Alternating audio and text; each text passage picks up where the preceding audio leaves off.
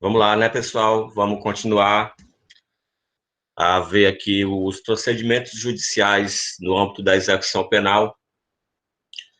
A gente parou aqui nesse pedido de indulto. Na verdade, não tem grandes dificuldades. A grande questão aqui no pedido de indulto é que você tem que se referir a um decreto presidencial, né? Cada ano tem um decreto diferente e são condições diferentes. Então, você tem que, quando vai verificar se o apenado tem direito, né, ao pedido de indulto, as condições, né, se ele atende os requisitos que são estabelecidos no decreto presidencial, você vai ter que ir até a legislação que foi, o decreto que foi editado naquele ano, certo? Então, é a única diferença. A fundamentação legal desse pedido de indulto vai ser o artigo 193 da Lei de Execução Penal, assim como o próprio decreto presidencial, certo? Eu disponibilizei lá no ambiente de discussão o decreto de indulto de 2017, certo? O de 2018 eu não coloquei porque ele foi retirado do ordenamento jurídico pelo STF, né? E o de 2019 eu não coloquei porque didaticamente ele é ridículo, né? É o que foi editado pelo Bolsonaro e praticamente diz lá que só dá indulto para militar. Então, didaticamente, ele não é um bom exemplo. Aliás, e não é uma questão, ele é um bom exemplo, né? Porque se você passa a tratar pessoas de uma determinada categoria de forma diferenciada do resto da população, isso é péssimo, né? Então, isso viola de frente aí a Constituição Federal. Então, o exemplo que eu coloquei lá para vocês é o de 2017, certo?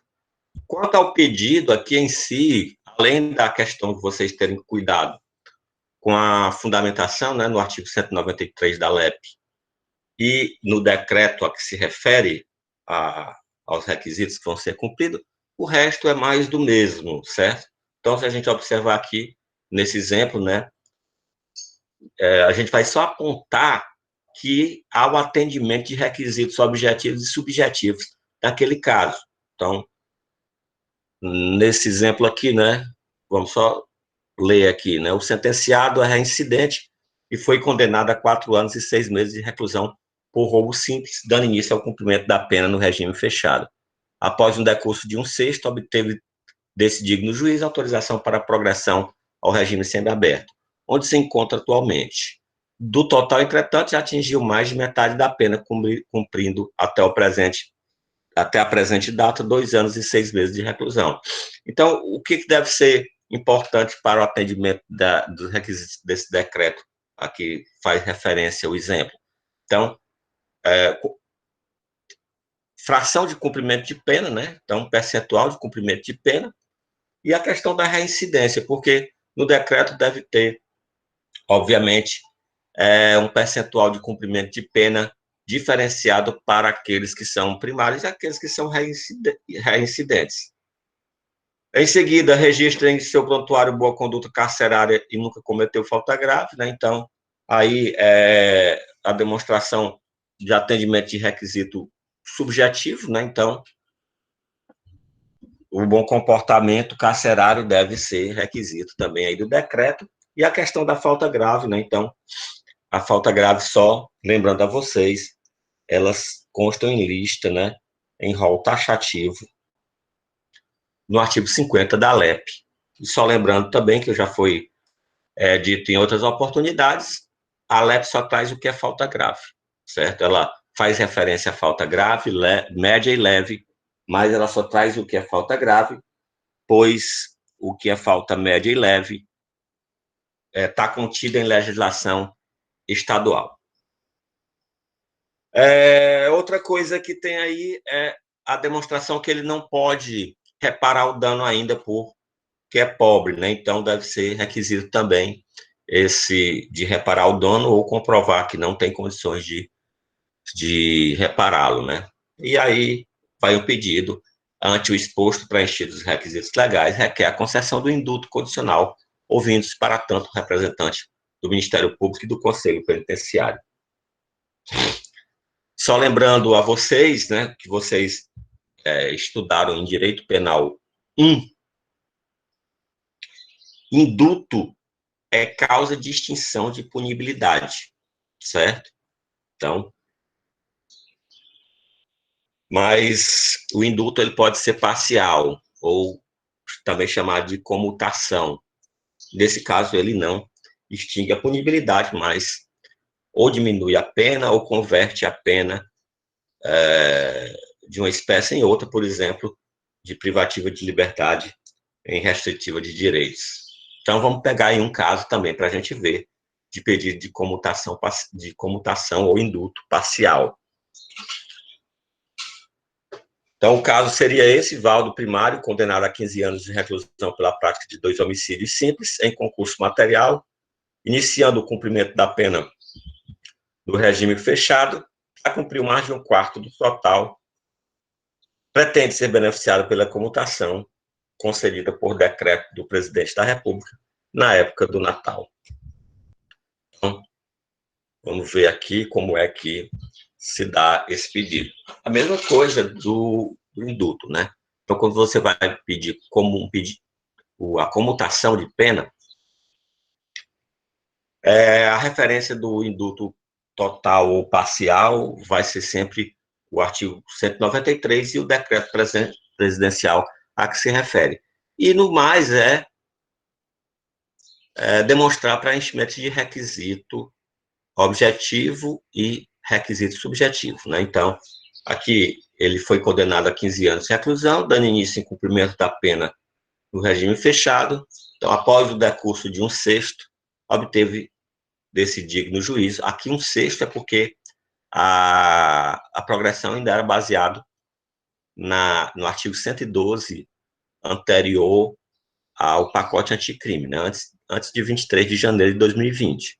Nós não temos mais essa progressão de 1/6, né? Nós vamos ter progressão a depender da condição do agente, né, do crime praticado, ou da condição se ele é reincidente ou primário do crime praticado, se é com violência ou grave ameaça, ou se é hediondo. Aí a gente vai ter uma série de percentuais que vão de 15 até, aliás, desculpa, de 16 até 70%, tá? Então, fiquem ligados nisso. Ele encontra-se no regime semiaberto atualmente, né? O total, entretanto, já atingiu mais de um quarto da pena, cumprindo até a presente data 4 anos e 6 meses de reclusão. Registra, né? E aqui o cumprimento do requisito subjetivo, né? Boa conduta carcerária e nunca cometeu falta grave.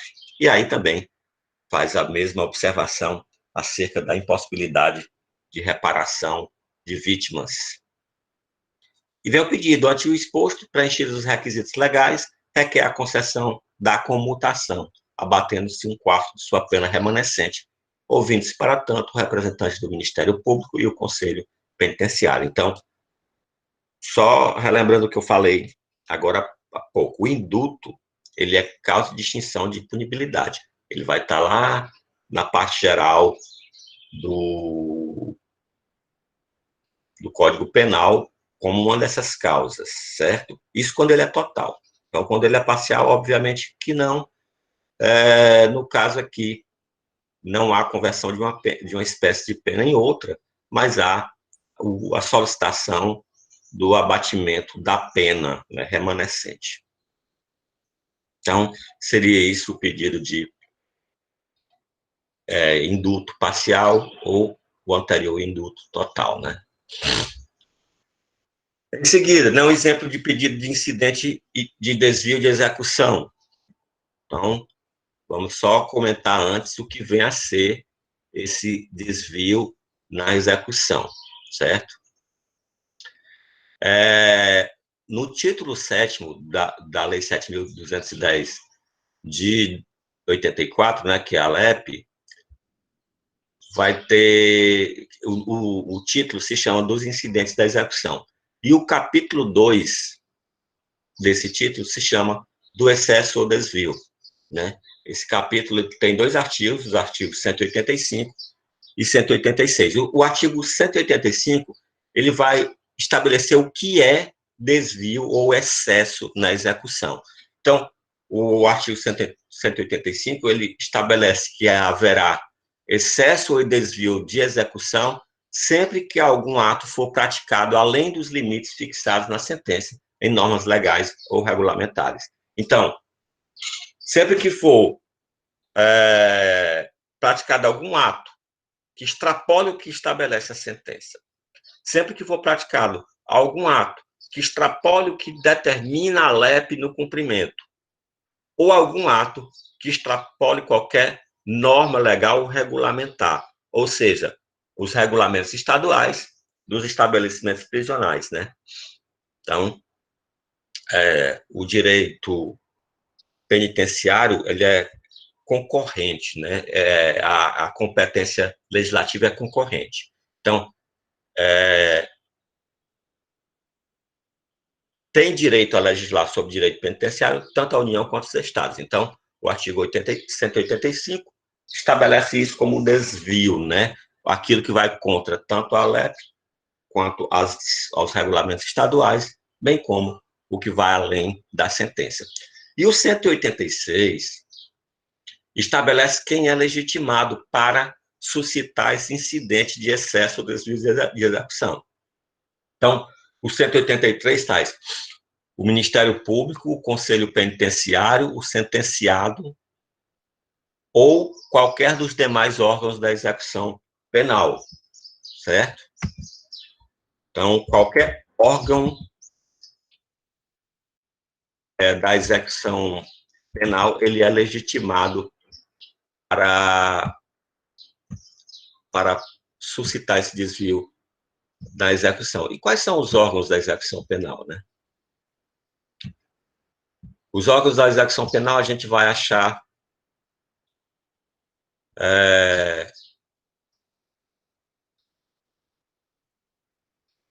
no artigo, deixa eu ver aqui,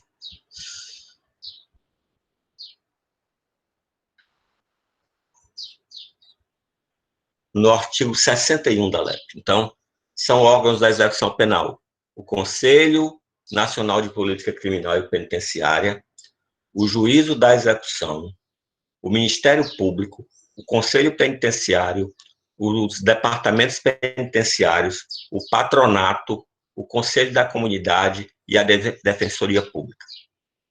Certo? Então, o artigo 61 estabelece quais são os órgãos, certo? Isso está no título 3º da LEP, dos órgãos da execução penal. E em seguida, pessoal, nós vamos ter cada um capítulo tratando de do que se trata cada órgão desse. Então, nós vamos ter no capítulo 2 o que é o Conselho Nacional de Política Criminal e Penitenciária, né? Quantos membros ele tem que ter, como é que é formado. O capítulo 3 vai tratar sobre o juiz da execução, o capítulo 4 do Ministério Público, o 5, Conselho Penitenciário, o 6 dos departamentos penitenciários, o 7 do patronato, o 8º do Conselho da Comunidade, o 9º da Defensoria Pública, né? Esse último capítulo, ele é o mais recente, né? Ele foi inserido em 2010. Então, são esses os órgãos da execução penal. Eu vou colocar lá no nosso ambiente de discussão também um mapa mental que eu fiz de toda a execução penal para que vocês tenham uma ideia, né, de forma geral, do que vem a ser, que dá uma visão mais ampla da execução, inclusive, um capítulo a capítulo, título a título, com uma ramificação desse mapa mental que eu construí, certo? Então, vamos lá ver o que é esse incidente de execução, como é que é suscitado isso. O caso seria esse: José é condenado pela prática de estupro ao cumprimento da pena de 8 anos de reclusão em regime fechado, foi colocado no seguro, cela isolada dos demais presos para ter sua integridade física preservada. Entretanto, nesse lugar não tem condições de trabalhar ou exercer outras atividades, o que configura desvio na execução penal. Requer o reconhecimento do referido desvio com providências para saná-lo. Vou só explicar, assim, na prática, o que seria essa questão do seguro, né? É o isolamento, né? Isolamento total. Então, existem alguns crimes que não são tolerados pela ética dos detentos, né? Pela ética dos presos. E, normalmente, o apenado que comete esse crime corre risco de vida, certo? É função do Estado, né? No cumprimento da execução penal, ele dá segurança, certo? Para o preso, né? Afinal de contas, o Estado está tutelando o preso. A questão do isolamento, certo? Só é comportado se ocorrer as hipóteses previstas no artigo 52 da Lei de Execução Penal, que trata do regime disciplinar diferenciado. Não há essa hipótese da pessoa ficar no isolamento, certo? Simplesmente pelo crime que ele é praticado. Ou seja, nesse caso, se coloca uma pessoa dessa no isolamento, se está extrapolando o que determina a lei de execução penal. E mesmo a sentença a que ele foi condenado. Então, vamos lá. Aqui, né, eu vou apontar só o fundamento legal, que é importante, né, do artigo 185, que é o que define o que é o desvio da execução. E aí vamos ver a historinha aqui na própria peça, que vai dar uma luz aí no que seria esse pedido, né? Vamos lá. O item 1 aí: o requerente foi condenado pela prática de estupro ao cumprimento de 8 anos de reclusão em regime fechado. Entretanto, foi colocado em um presídio que não comporta a correta individualização executória da pena, através do exame de classificação, artigo 5º e 6º da Lei de Execução Penal. Então, esses artigos vão falar da classificação. Tendo em vista não haver comissão técnica de classificação constituída e atuante, certo? O que seria a classificação? A classificação, pessoal, ela é uma das etapas, né, do cumprimento do princípio constitucional de individualização da pena. Então, uma das etapas que é cumprida, obviamente, na fase de execução. Então, na fase de execução, a gente tem vários aspectos dessa individualização da pena. Então, só retomando aqui o princípio de individualização da pena, ele perpassa desde o momento legislativo até a execução. Então, quando o legislador estabelece que uma determinada conduta é um crime e estabelece um limite de penas, uma faixa de penas, por exemplo, artigo 121 caput, pena de 6 a 20 anos. Quando ele estabelece de 6 a 20 anos e não estabelece uma pena fixa, isso é ele respeitando a individualização da pena. Porque o juiz, quando for concretizar a pena, ele vai poder individualizar, né, mais uma fase do processo em que nós temos aí o cumprimento da individualização da pena, que é a concretização da pena. Então, não é todo mundo que comete homicídio que vai receber a pena de 6 anos. O juiz vai poder estabelecer de 6 a 20 anos, né? Quando ele é condenado, o agente que pratica um crime, aí ele passa primeiro pela comissão técnica de classificação, que é o que está estabelecido no artigo 5º e 6º da Lei de Execução Penal. Ou seja, o apenado ele é analisado por essa comissão, que vai determinar qual o local que ele vai cumprir a pena. Pelo menos deveria ser assim, né? Estou falando em termos teóricos, né? Ok? Então, o que está se alegando aí é que não houve. Há um excesso, o primeiro desvio não há comissão técnica de individualização da pena. Então, é um direito dele passar por essa comissão para que seja respeitado esse princípio. Aí no ponto 2, por outro lado, está sofrendo ameaças de agressão física por outros presos, em razão de sua condenação por delito contra a liberdade sexual, situação que é pública e notória nos presídios brasileiros. Ou seja, né, o que é público e notório é a ameaça a quem pratica esse tipo de crime. Né? Então, como eu falei, até entre os presos existe uma ética e esse crime é inadmissível. Assim como é em presídios femininos, né, pessoal, a cometer crime contra o próprio filho, né, as detentas não suportam, não, também está dentro da ética delas. Em face disso, encontra-se cumprindo pena no regime fechado, em estado de completo isolamento, sem possibilidade de exercer o trabalho que lhe garante o direito à remissão. Ora, está no isolamento, há um desvio de execução. Não é oferecido o trabalho, há um desvio de execução. Nem tampouco pode praticar outras atividades intelectuais, artísticas, esportivas, educacionais, sociais, religiosas, que lhe seriam asseguradas em razão de previsão legal. A previsão legal, aí seria o artigo 41 da LEP, onde constam o que é direito do preso, certo? O 4, é fundamental considerar que a finalidade principal da execução penal é a ressocialização do condenado. Artigo 10 da LEP. Também está no primeiro, né? O artigo 1º já traz as finalidades da execução. Não podendo subsistir o regime fechado da forma como vem sendo caracterizado, pois equivale na prática ao RDD, que é o regime disciplinar diferenciado, que é previsto no artigo 52 da LEP, né? No caso, ele não se insere no regramento do 52. Então, temos mais uma questão aí que se caracteriza como desvio de execução.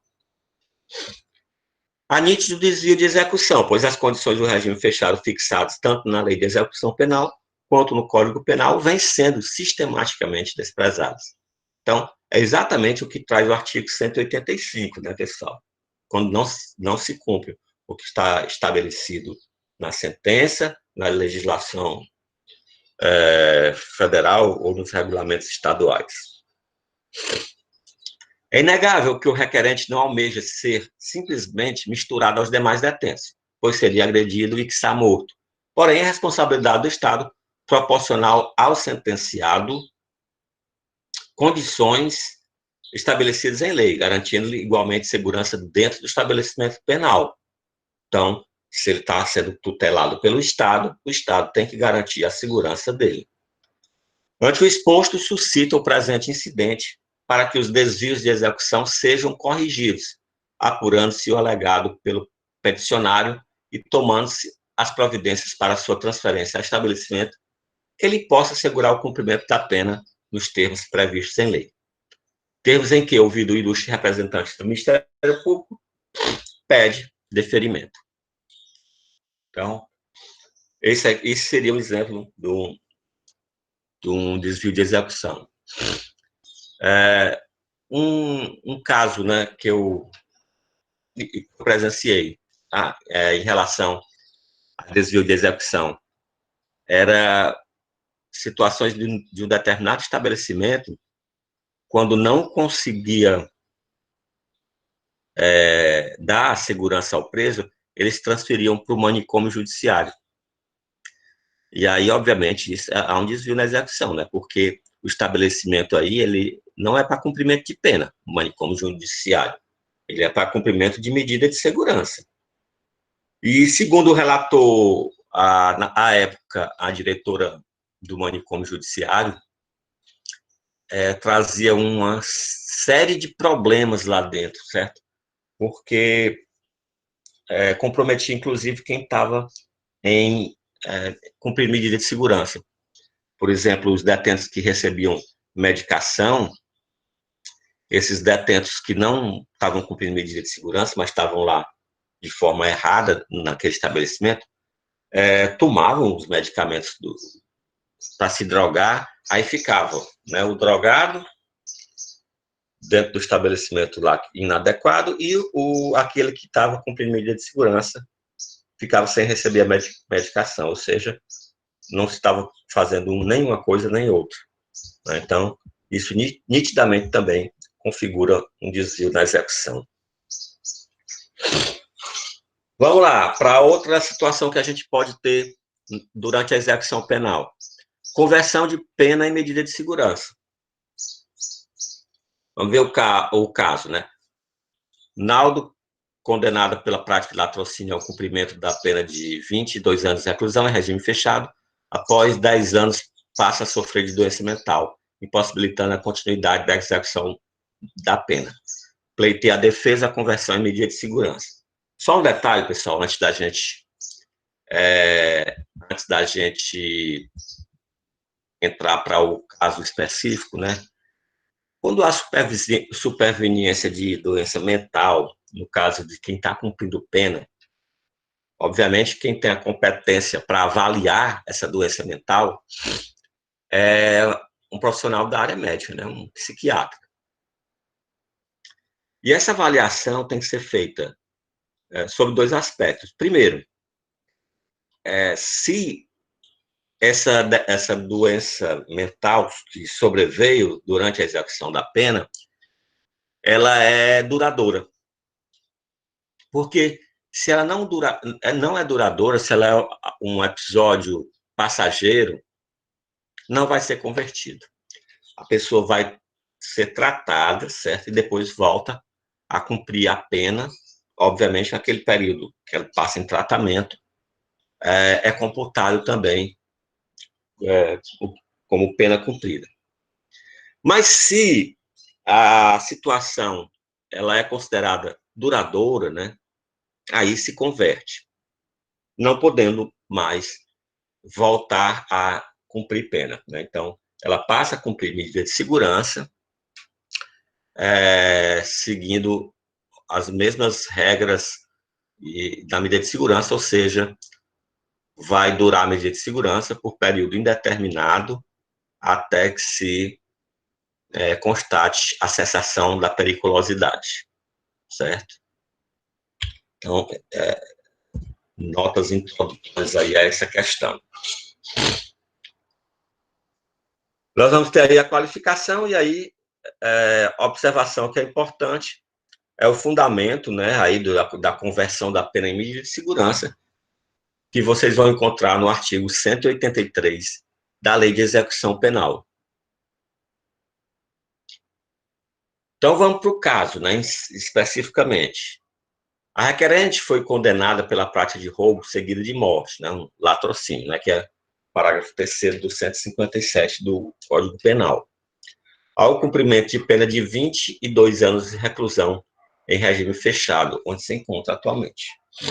Entretanto, no decurso da execução, por razões desconhecidas, passou a sofrer de doença mental, que lhe retirou o entendimento e a capacidade de interagir com os agentes do presídio. Foi examinada pelo médico do hospital penitenciário, para onde foi provisoriamente transferida. Observe, ela é provisoriamente transferida porque é aquilo que eu acabei de falar, né?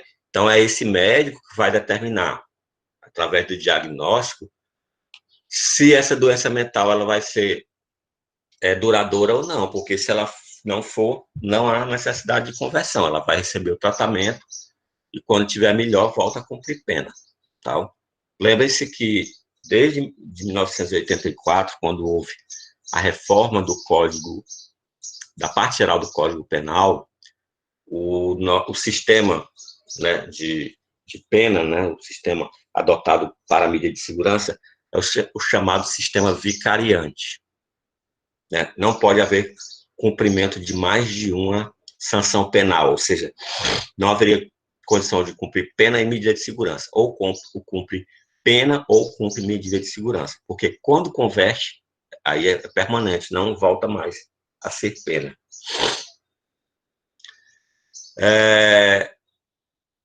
Então, é feito o diagnóstico, né, e aí vem o item 4. Desse modo, não há sentido em ser mantida no presídio onde se encontra, local inadequado para o tratamento exigido, colocando o requerente em risco, a segurança das demais detentas e a sua própria, em razão das várias crises e surtos agressivos que a acometem. Caso permaneça em cumprimento de pena, perdem-se as finalidades para as quais esta é aplicada, pois seu processo de ressocialização estará nitidamente prejudicado pela completa falta de inteligência dos seus atos. Aqui, pessoal, é a demonstração de que a finalidade da pena, ela diverge da finalidade de medida de segurança. Então, a finalidade da medida de segurança, ela é curativa, né? E da pena, ela tem aquela finalidade de repressão especial, né? E a pessoa acometida de doença mental não consegue perceber essa finalidade da pena, então ela se torna inútil a pena. Ante o exposto, requer seja realizado exame pericial na requerente para que, constatada a irreversibilidade a curto prazo da doença mental detectada, seja sua pena convertida em medida de segurança, transferindo-se para o hospital de custódia e tratamento. Vejam só, que será decretada essa conversão depois de constatada a irreversibilidade, ou seja, que a doença mental é duradoura, certo? Outra situação que pode ocorrer é a questão da unificação das penas, ou seja, o apenado, ele chega para cumprir uma pena e vão chegando depois outras condenações, né? Então, quem vai fazer a unificação das penas seria o juiz da execução, que é esse caso aqui, certo? Então, vamos lá ao caso. Tiago, condenado pela prática de 15 estelionatos em diversas varas criminais da comarca, somou 15 anos de reclusão e deu início ao cumprimento no regime fechado.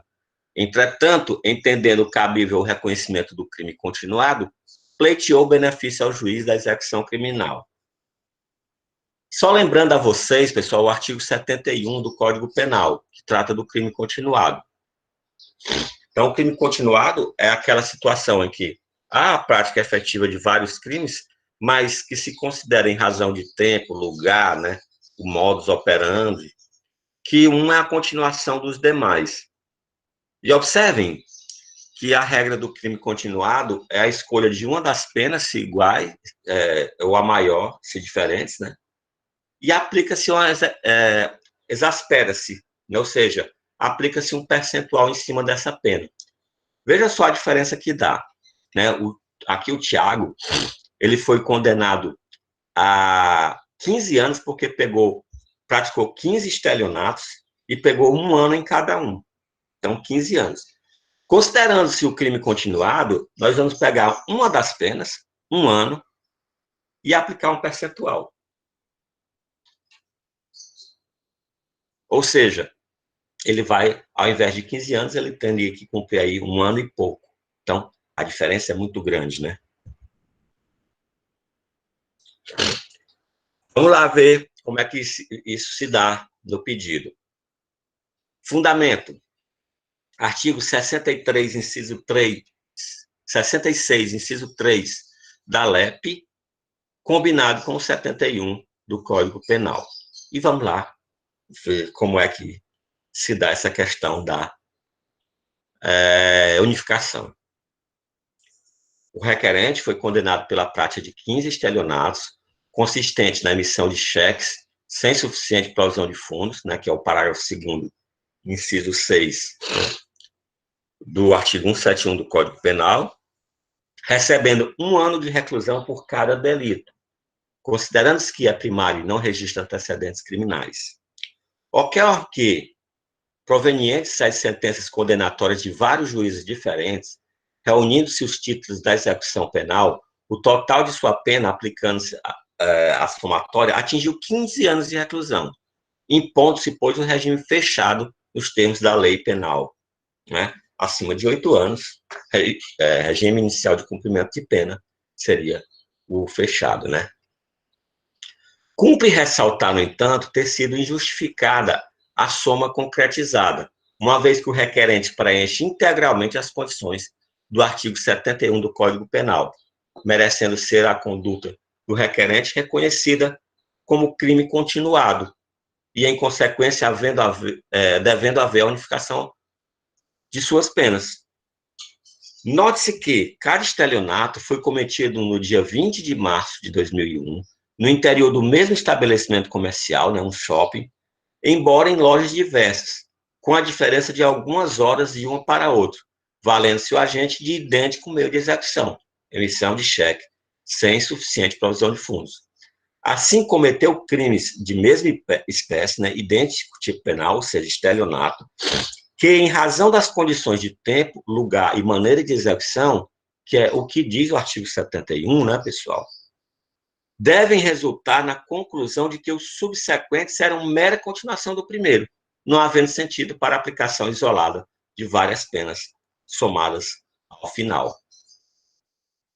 Portanto, reconhecida a continuidade delitiva, prevalece o critério da exasperação da pena, aplicando-se uma delas, pois todas são iguais, isto é, 1 ano de reclusão, aumentando de 1/6 a 2/3, conforme elevado critério de Vossa Excelência. Ou seja, vai se aplicar o 1 ano, né, escolher uma das penas, que é 1 ano, e aplicar a exasperação de 1/6 a 2/3. Veja só, 1/6 de um ano são 2 meses. Então, se for aplicado 1/6, a pena vai cair de 15 anos para 1 ano e 2 meses. E mesmo que seja aplicado 2/3, né? 2/3 de 1 ano são 8 meses. Mesmo que seja aplicada o percentual máximo, a pena cairia de 15 anos para 1 ano e 8 meses, né? Então, a diferença é muito grande. Desde logo, o requerente salienta que a adoção pelo Código Penal da teoria objetiva pura do crime continuado dispensa a demonstração de unidade de desígnio. Entretanto, somente para argumentar, se outro for o entendimento desse digno juízo, pretende o sentenciado evidenciar que havia unidade de propósitos, como restou demonstrado nas ações penais geradoras das condenações, pois estava noivo, pretendendo casar-se em breve, motivo pelo qual todos os produtos adquiridos, como pode ser constatado pela simples leitura das sentenças condenatórias, destinavam-se a guarnecer o lar do casal. Pode-se concluir desse modo que o agente teria condições de adquiri-los em conjunto num único estabelecimento, porém elegeu forma alternativa e fracionada da execução, apesar de possuir unidade de desígnio a ser atingida, materializando a continuidade delitiva. Isso é só para deixar claro, pessoal, que na questão do crime continuado, nem necessário há essa unidade de desígnios, ou seja, que a conduta tivesse o mesmo objetivo. Mas, mesmo assim, como tem, aí coloca-se aí por mera reafirmação de que se trata de uma questão de continuidade delitiva. Operada a unificação, requer ao peticionário a aplicação dos benefícios previstos no artigo 44 do Código Penal, substituindo-se a pena privativa de liberdade por restritiva de direito, expedindo-se de imediato ao alvará de soltura. Termos em que, ouvido o ilustre representante do Ministério Público, pede deferimento. Ora, estava cumprindo pena de reclusão há mais de 8 anos, regime fechado. Mesmo que se imponha 2/3 em cima do ano, eu já falei anteriormente, daria só 1 ano e 8 meses, menos de 2 anos, o que justifica a conversão da pena privativa de liberdade em restritiva de direito. Certo? Então, esse pedido aqui é nesse sentido. Tá? Obviamente, né, não esqueçam aí da questão do alvará de soltura.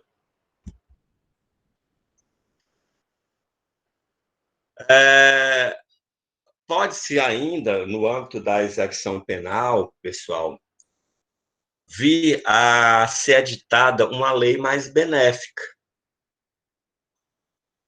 Não vai ser o nosso exemplo, mas um exemplo recente. O artigo 112 da LEP mudou agora, né, com o pacote anticrime, que antes era um sexto, e para progressão de regime.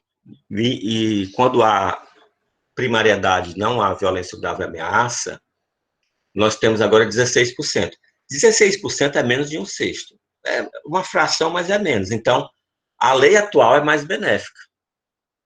Então, aquelas pessoas que a partir do dia 23 de janeiro de 2020 não tinham ainda um sexto, mas já podia computar 16%, já pode pedir progressão de regime, porque pode-se pedir aplicação de lei mais benéfica, né?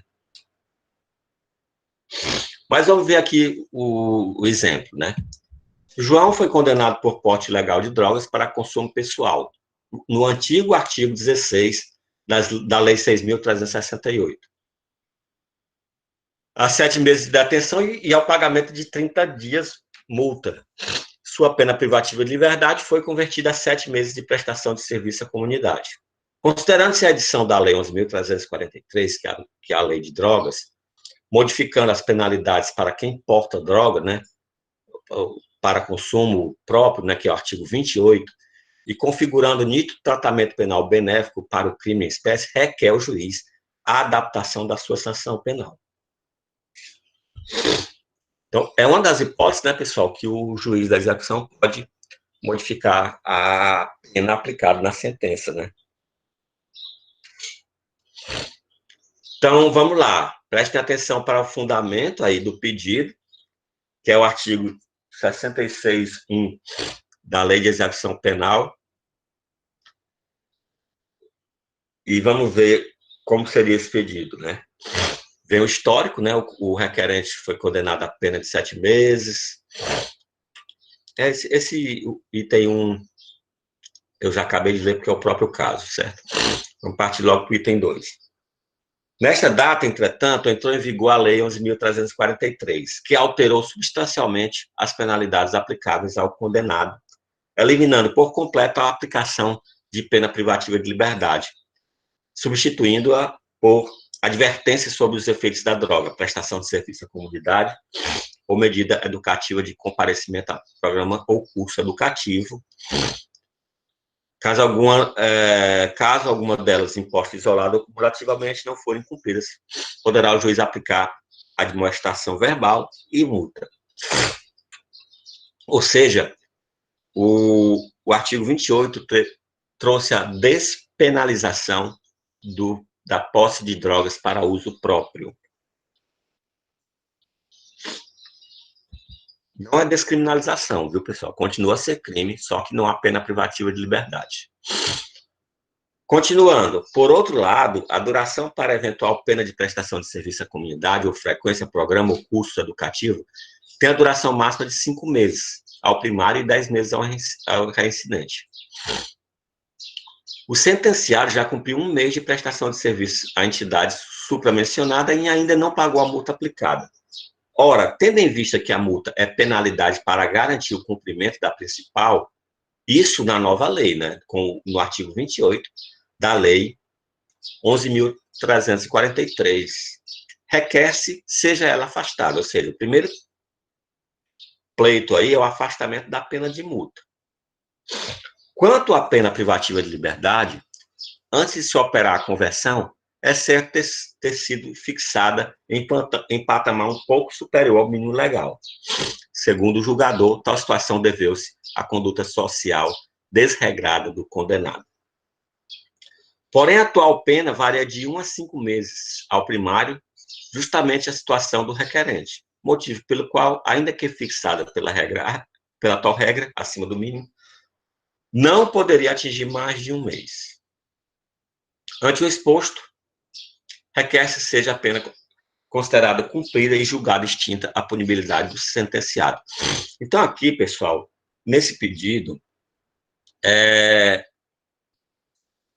na verdade, são 2 pedidos aqui. O primeiro deles é afastar o cumprimento, a pena de multa, haja vista que, pela nova regra do artigo 28, ela não pode ser aplicada cumulativamente, e sim apenas para garantir o cumprimento da restritiva de direitos. E considerar cumprida a pena restritiva de direito. Haja visto que o artigo 28 é uma norma muito mais benéfica do que previa a antiga lei de drogas. Ainda, pessoal, que se pode pedir no juízo da execução, mesmo não havendo norma mais benéfica,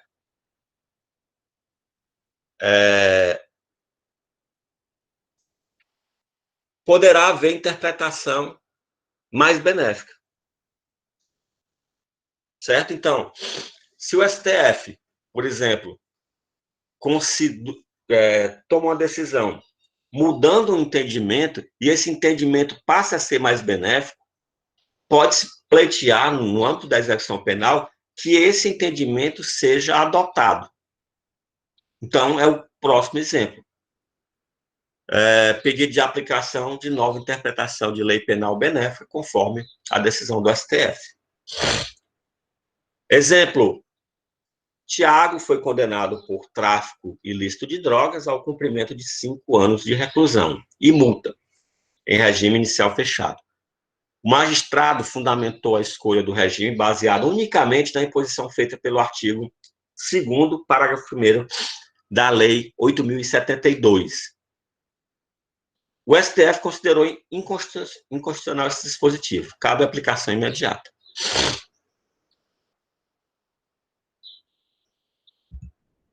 Só para vocês lembrarem o histórico desse artigo 2º da Lei 8.072. A primeira redação dele dizia que o condenado por crime hediondo cumpriria a pena integralmente em regime fechado. O STF julgou esse dispositivo inconstitucional, pois viola o princípio da individualização da pena. Ou seja, se eu estabeleço uma pena, um regime de cumprimento de pena único para todo mundo, sem considerar a sua condição pessoal, eu tenho a violação do princípio da individualização da pena. Então, foi retirado do ordenamento jurídico. O legislador modificou o artigo 2º da Lei 8.072, estabelecendo que aquele que fosse condenado por crime hediondo deveria cumprir inicialmente em regime fechado. O STF julgou inconstitucional pelo mesmo motivo. Eu não posso estabelecer regime inicial de cumprimento de pena de forma genérica, pois eu estou violando o princípio da individualização da pena.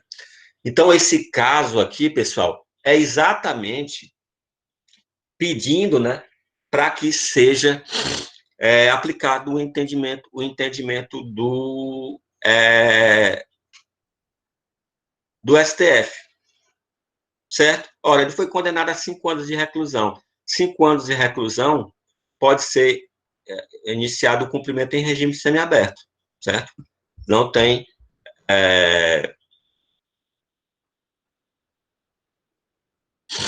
essa obrigatoriedade do regime fechado. E é exatamente o que se pede aí no item 4. Eu não vou ler a peça, porque só com a explicação aí que eu dei, já se chega a essa conclusão, né? Então, vamos lá. Se ele foi condenado a 5 anos em regime fechado, considerando-se o que estabelecia um dispositivo que foi considerado inconstitucional, certo?